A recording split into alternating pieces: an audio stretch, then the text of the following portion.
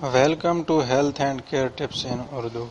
السلام علیکم دوستو، میں ہوں آپ کا دوست علی، اور آج ہم سر کی خشکی کا علاج آپ کے ساتھ شیئر کریں گے۔ اس سے پہلے آپ سے ریکویسٹ ہے، میرے چینل کو سبسکرائب کریں، ویڈیو کو لائک کریں، شیئر کریں، پریس کریں بیل کے آئیکن کو تاکہ میرے نئی آنے والی ویڈیوز آپ تک پہلے پہنچیں۔ جی دوستو، سر میں اگر خشکی ہو تو اس سے منہ پر محاسن نکلنے لگتے ہیں اور پھر بالوں کی جڑیں بھی کمزور ہو جاتی ہیں، اس لیے اس کو دور کرنے کی کوشش کرنی چاہیے۔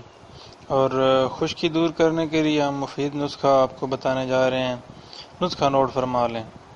ناریل اور مہندی کا تیل ہم وزن میں لا کر بالوں میں لگائیں۔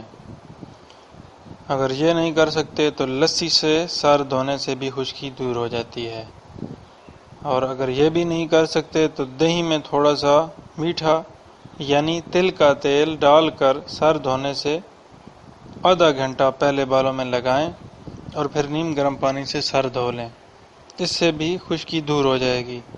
خالص ناریل کا تیل بالوں کی خشکی کو دور کرتا ہے۔ ناریل کے تیل میں لیموں کا عرق ملا کر بالوں میں لگائیں تو اس سے بھی خشکی دور ہو جاتی ہے۔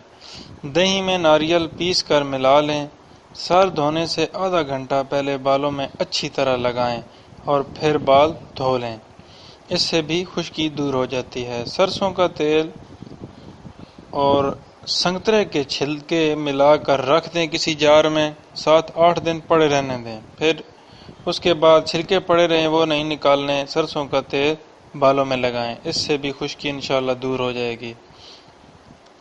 کچھ اور نسخے آپ کو بتا دیتے ہیں۔ مہندی میں لیموں کے چند قطرے اور انڈا ملا کر بالوں میں لگائیں، پھر 1 گھنٹہ بعد سر دھو لیں، اس سے خشکی دور ہو جائے گی۔